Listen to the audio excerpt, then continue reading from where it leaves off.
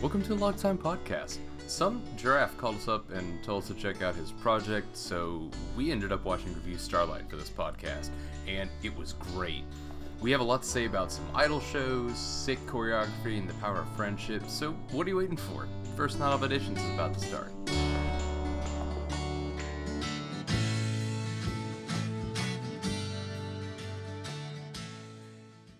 Boyos, this show was a delight.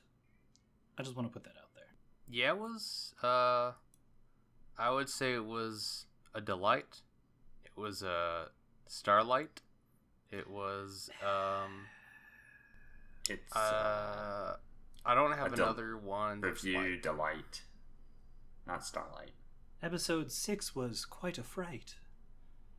Are we making a poem now? No, I really liked this show. I think the biggest thing that jumped out to me is just like the massive imagery fucking everywhere throughout this. Like it is just drenched in metaphor, and I love it. Yeah, it is ham-fisted as shit, and it knows it. And it's pretty good. I didn't know that much about Revue Starlight, except it was like I heard it pitched to me as Black Swan, but idols. Which it wasn't that at all. Yeah. But I don't know what's going on, but that's fine.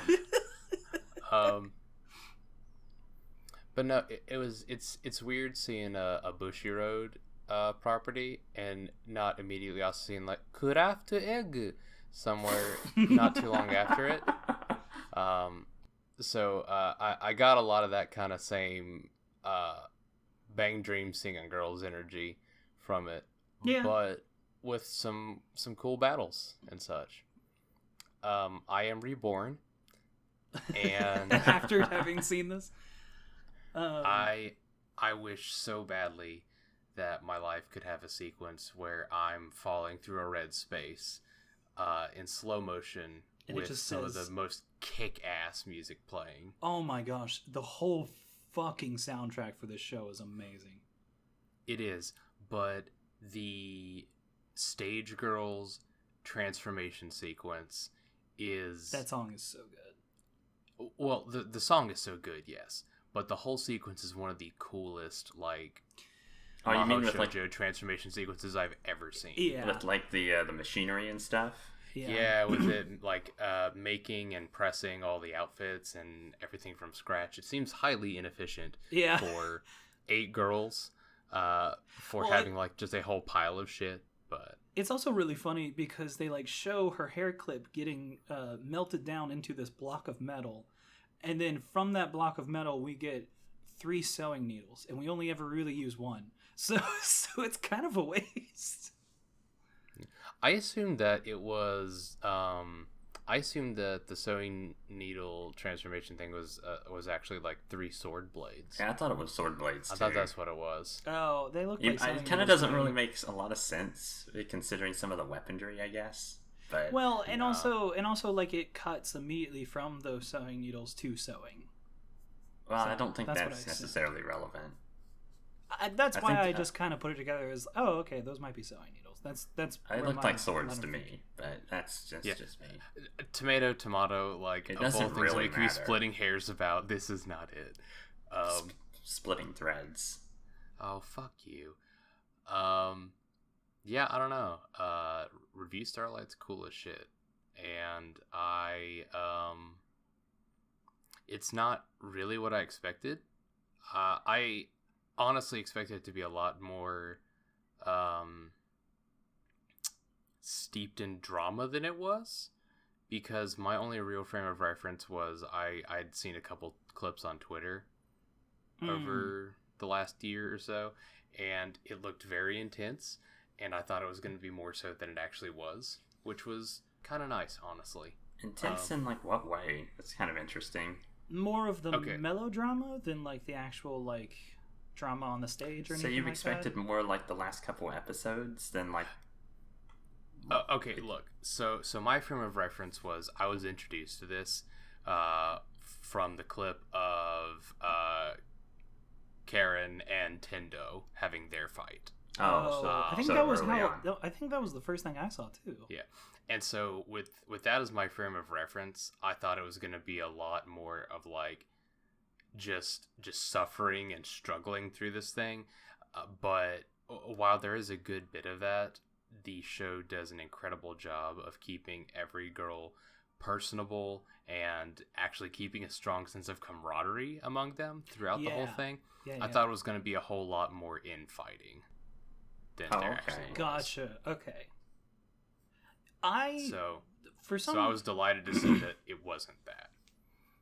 Yeah, like I actually, because the only thing that I had seen was that that one scene, and I thought, because it looked like it was put on a stage, I was like, oh, okay, maybe it was just like one of the stage things that they did.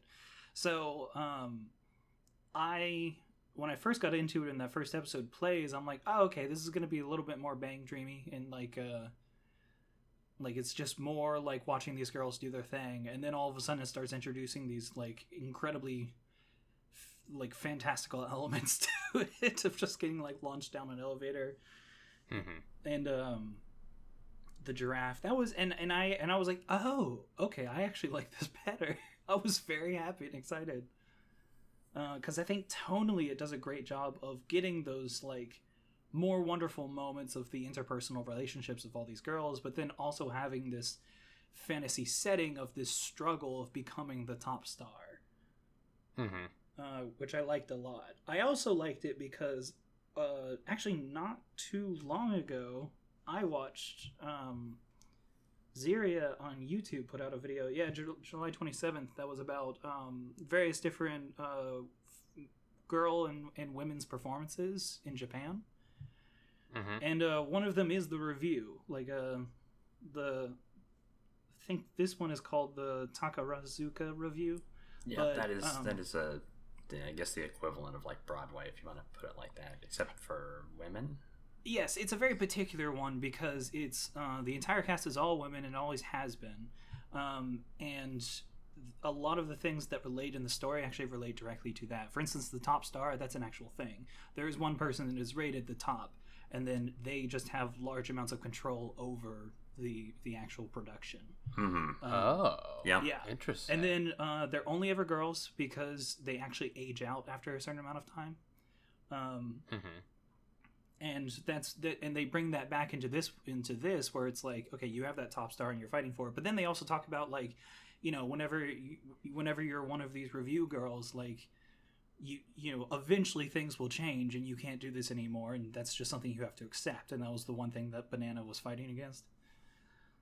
Yeah, there's a lot of like taking the actual real life stuff and working it into how this story plays out, and I thought that was really interesting. That's absolutely fascinating. There's a lot of comparisons. Also, yeah, that's a fantastic video from Ziria. If you ever want to see it, it's part of her Yuri 101 setting. This one says "Setting the Stage" was the name of it. Interesting. It sounds like she actually pulled a lot from Atelier Emily's, also known as a Form in Full Bloom or something. Her blog. She mentioned a lot of that when she wrote episodically about it and talked a lot about the comparisons between the show and that review in particular. I would bet that's probably a lot of where some of her research came from. But I also see in the video, at least, that she also like directly researched it by watching just a fuck ton of this stuff, the real life stuff. But yeah, it's really interesting seeing how that got incorporated. Like the crazy outfits that they wear is like ripped straight from that type of style of theater. It's all very cool. I liked it a lot. That's so rad. I'm gonna have to look into some of this stuff afterwards. Yeah, no, it's real cool actually. But I thought that was so cool that they were meshing a lot of that in, and then it became part of just the theming and style of this show.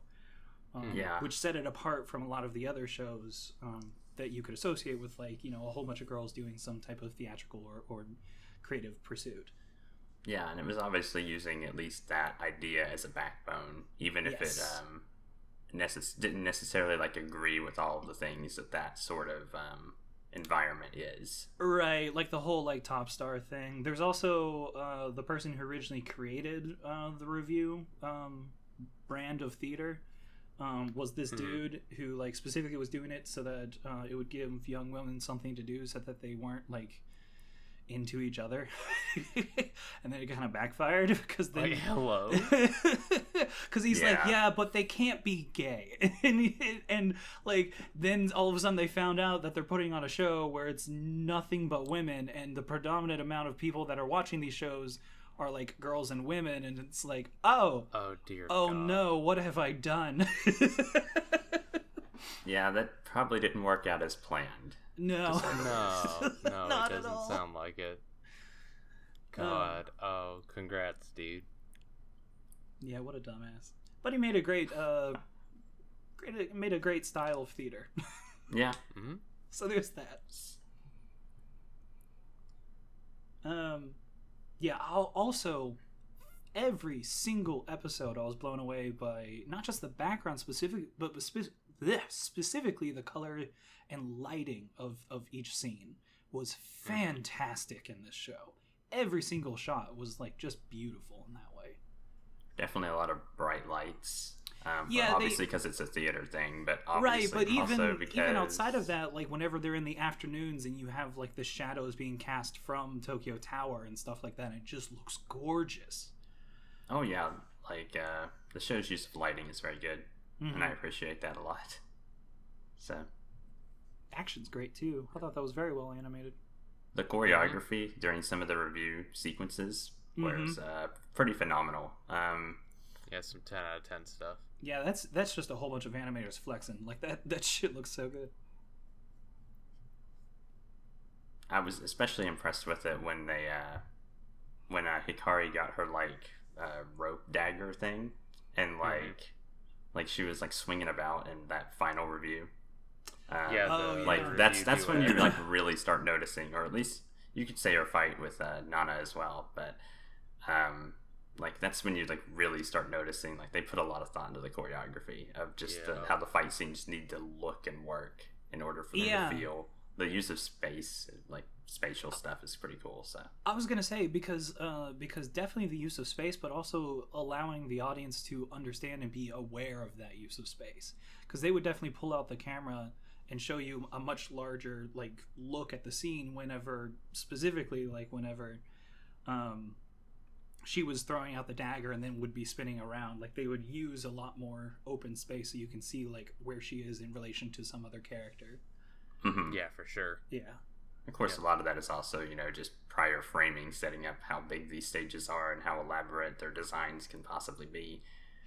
Which got pretty interesting because they like always changed all the time, and it was really cool. Very dynamic. I will say this show, I started to get the feeling, come like Banana's arc of like 6 through I think it's 8. Whenever it finally resolves. Yep. I very much enjoyed that. I thought that was a very interesting, like, darker twist to this overall story. It was also a way fucking better Madoka Magica movie than the Madoka Magica movie.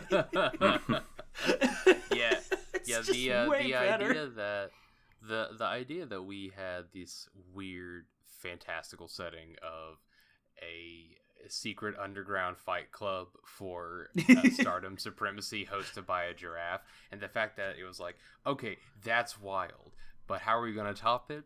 Recursive time loop and a character stuck in it. And I'm like, now wait a minute, what do you mean? And it's so interesting too because that sure was a twist. Yeah, and it's really interesting to have somebody stuck in a recursive loop and they love it, like they want it to continue.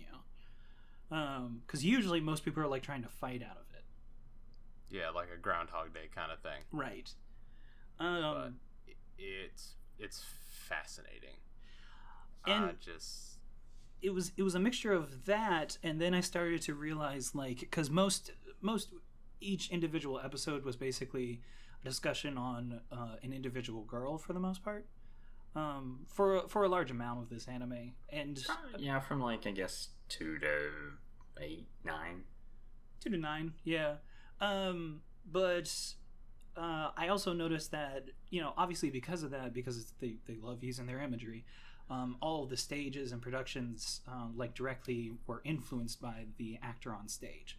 And so whatever actor actress was on stage, it changed how the review went. And it just reminded me a lot of the witches labyrinths from Madoka Magica 2. And it was just like, I'm seeing some similarities here. But it's good. I like the similarity. Oh yeah, I mean, it's the same idea, I guess, but just done in a different way. Yeah, I wouldn't say the shows are similar in really a lot of ways, but they're not. But maybe design, maybe just the concept of the design, maybe. Yeah, more aesthetic, and one of the two is about magical girls, and the other is about basically flag football version of weapon combat. So. Yeah. Was it really flag football though? Because there were a few moments in which they legit should have died. Well, okay, physics aside, we're not going to split hairs about physics when again we have a talking giraffe and that Karen can fly through the air and be reborn in a magical girl outfit. Yeah, I do see what you mean in that the objective was not to kill the other person, it was to get rid of their cloak by cutting the cord.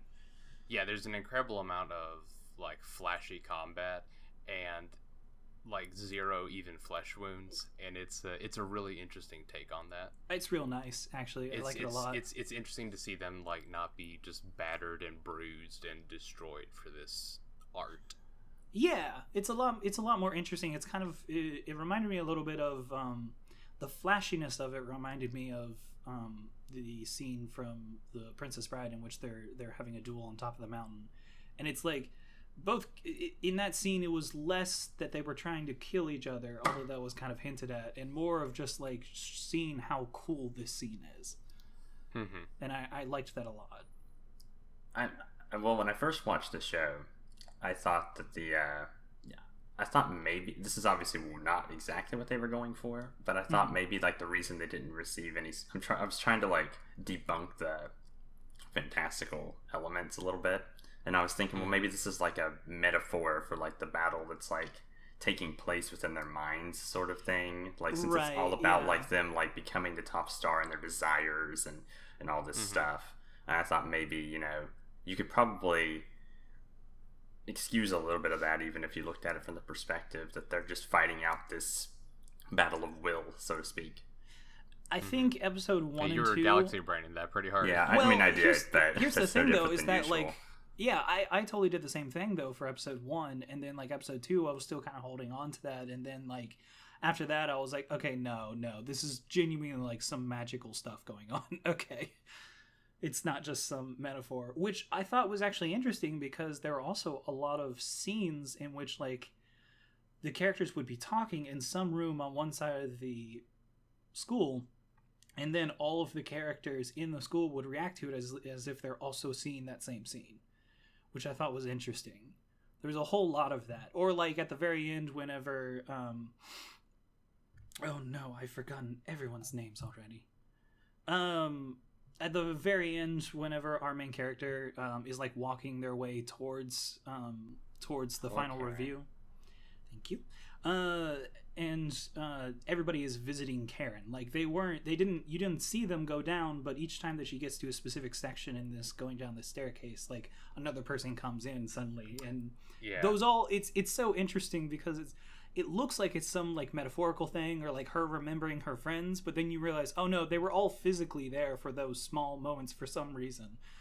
And I thought that was very much in line with a lot of the more dramatic plays that I've seen, in which people will just pop in and pop out, or somebody will go front stage and do a monologue and everybody's frozen behind them, but then one of the frozen people will unfreeze and talk to them, and it's just there's a little bit of that dramaticism and stage presence that is very different, which I think they also used a little bit for fourth wall breaks, because there are some times in which characters would directly turn and look at the camera as they're saying something, or the giraffe at the very end, he directly looked at us and said, they are doing this because they need spectators, and then looks at the camera.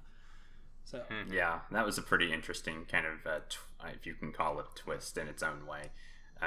Just having a fourth wall break, being brave enough to be a fourth wall break, but obviously that's just because that's the thematic element of the show. Like it's theater. Yeah, theater has tons of fourth wall breaks. So loved it. I absolutely loved that bit of style to it that you don't really see in any other anime, because this one's more based on theater, so they can get away with some of that. I think it's probably safe to point out this fact. The director actually worked with Ikuhara for a long period of time. I fucking knew it. I fucking knew it.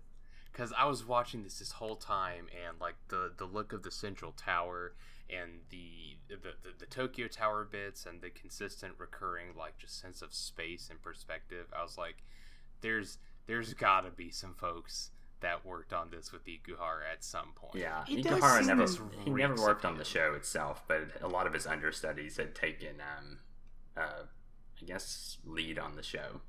That's very clear to me. That actually explains a lot, because it does definitely have that like style and feel of like what would be an Ikuhara show. Especially with the repetitive imagery. Yes. I feel so fucking validated right now. You have no idea.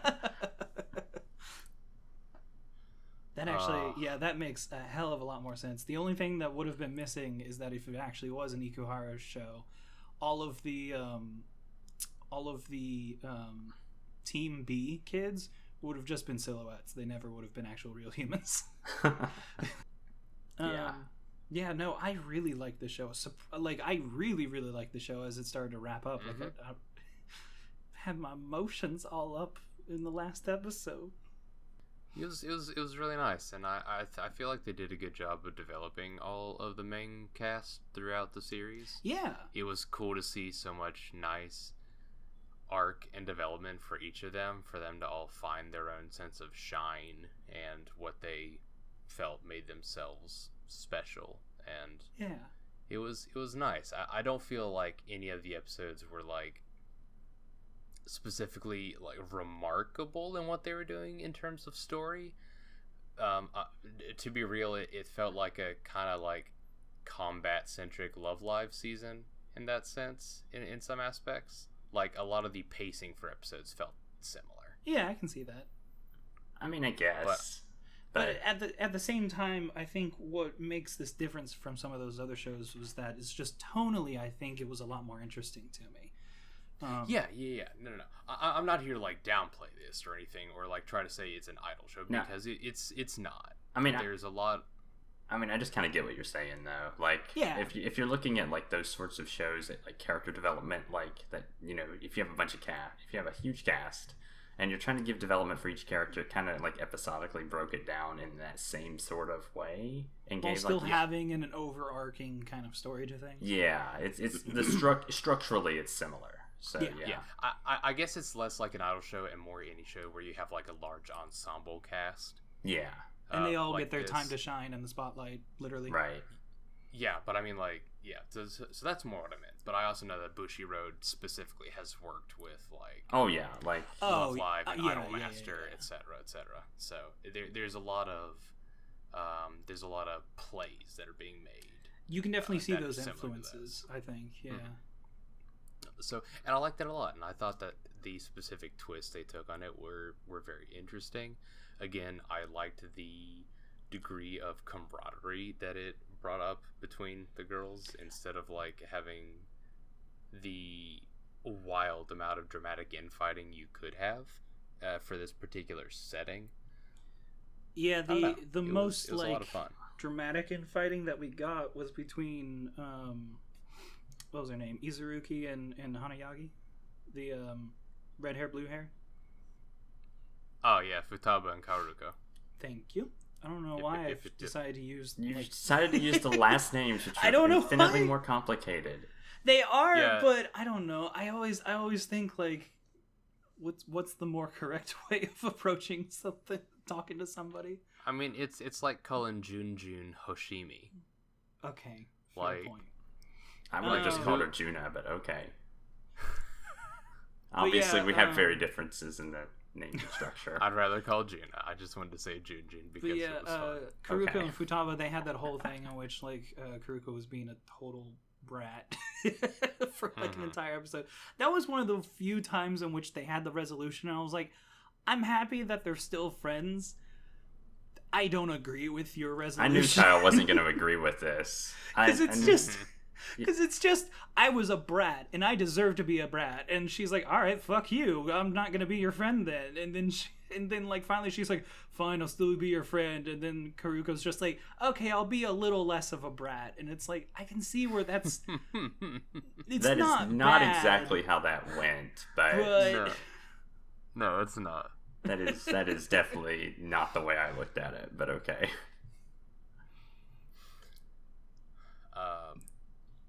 But ultimately, like, I thought it was a nice story. I was very invested by the episode by episode kind of stuff. I mean, ultimately, we do get like a sense of a power of friendship saving the day sort of thing. But I mean, kind of what else are you gonna do with this? To be real. Like, yeah, at the same time, I also think that that's a very interesting way of approaching it, because where they're coming from is the review and having the top star being an actual thing, and then their statement being like, no, all of these people are deserving. And I was like, oh, okay, that's cool. Yeah, and it was very nice to, again, I know I keep coming back to this, but like the lack of competition is delightful, just because like you are in such a competitive zone where it would be so easy to tear other folks down in that situation. And so like having that kind of statement of, okay, but hey, what if we all did Starlight? And it was nice. And then, you know, childhood friends getting in on our promise, like, hell yeah, dab on the haters, all that. Dab on the haters. No, we're all friends. We all deserve top star. Oh my god.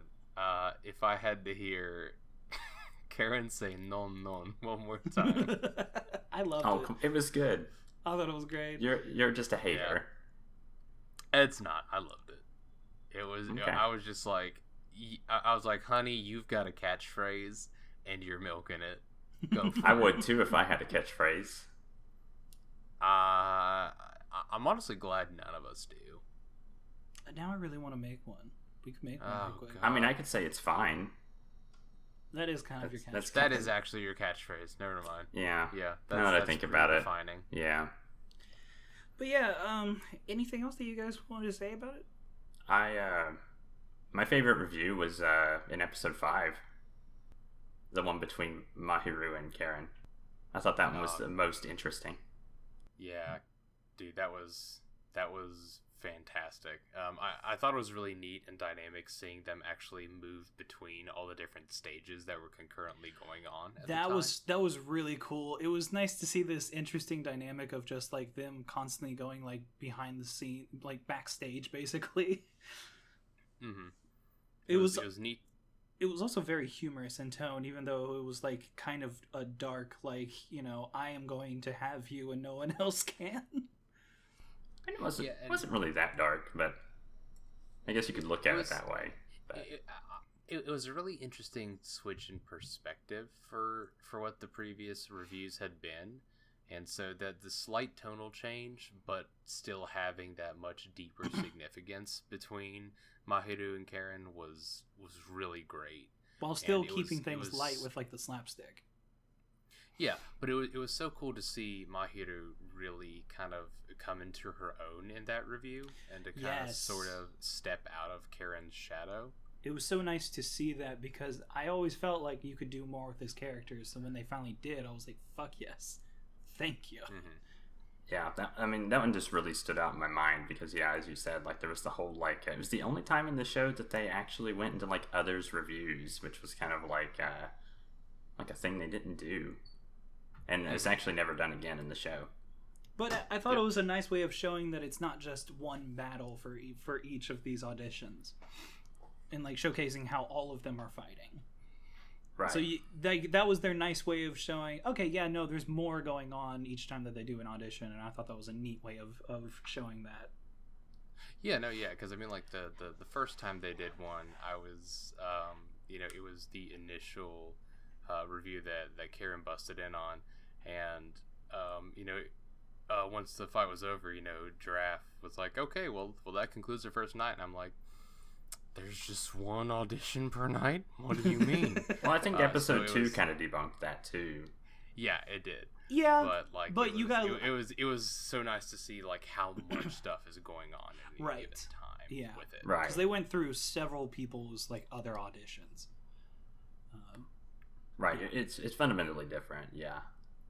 Mm-hmm. It was cool. I also just liked the song of that particular review. It was had a lot of like. I felt like, I don't want to say it was like jazzy, but it was kind of like felt I don't know what to call it. There was a lot of like swing. That's maybe what I'm looking for. Yeah, big swing, big brass energy. Yeah, that's yep, you nailed it. And I mean, like Mahiru was swinging her mace pretty good. Yeah, you have to admit, out of the park. And that surprised me when that actually first happened. I was like, oh, it's because I'd always been under the impression of, oh, it's a wand, like she's gonna like cast magic or some shit, and I'm like, that'd be really weird considering this is all like medieval weaponry. Like I'd be like, that's really like abnormal. And then like when she starts the review, she jumps and she like slams it into the floor, and I was like, oh, it's a mace. That's a little different than what I expected. And it's like a little badass, yeah. And I was like, that's fitting, but that's also scary. Mm-hmm. So yeah, I was like, who gave her a weapon? She should not have that. And it's I just went back and watched a little bit of it, and yeah, it's that like Broadway jazz, which was cool compared to some of the other ones who were more of just your like more dramatic classical style feeling to it. Mm-hmm. It stood out to me in that regard, just musically. So, but yeah, I mean, I just thought there was a lot of interesting things in that particular review. Yeah, it was very dynamic. Yeah. So. But yeah, I've got nothing else. I just really like the show. Yeah, I mean, it's a solid show. I like it. So, I mean, like if you like any kind of show that has even remotely any aspect of musicality to it, this is a fun one to check out. It's definitely different from a lot of others that are similar to it on the market. On the market. Hello. That's all right. That's not what I don't know. You know what I mean. Out there, but yeah, basically. Like there's a lot of shows that have a similar hook to it like this, but Revue Starlight does so much cool shit for its own thing. Yeah. I'm glad I finally got around to watching it. It's worth 12 episodes of your time. Sure as shit is. One could argue it could be worth 24 episodes of your time, but there's only 12. I mean, you could watch it twice, like I did, I guess, but, you know. You could watch it once, and then you could watch it in reverse order. It's one of those that, like, it's one of those that I feel I would feel comfortable with a sequel, but at the same time, just the way that the story is, I'm like, nah, it's okay. It's all right. It's a very it doesn't contained... really need one. Yeah, it's a very contained story. Unless it was like a expanded prequel. Oh, okay, like an OVA or something like that? Yeah. Like, I mean, like seeing a review happen at another institution. Well, you have the mobile game for that. I was going to say, I saw here on AnyChart that there was a prequel, technically. I didn't know that there was a mobile game, but with Bushiroad involved, that I should have expected. Yeah. So yeah, that's a thing. I just figured I should mention you brought up multiple institutions, so that's something that the mobile game does. So in the market, okay, that's pretty fucking cool. All right, I can dig that. But yeah, cool. Everybody go watch Revue Starlight. It's good. It's very worth your time. Yeah. And if there's nothing else, I guess we'll catch everybody next time. Bye. All right. Yep. Deuces, y'all. Bye. Bye.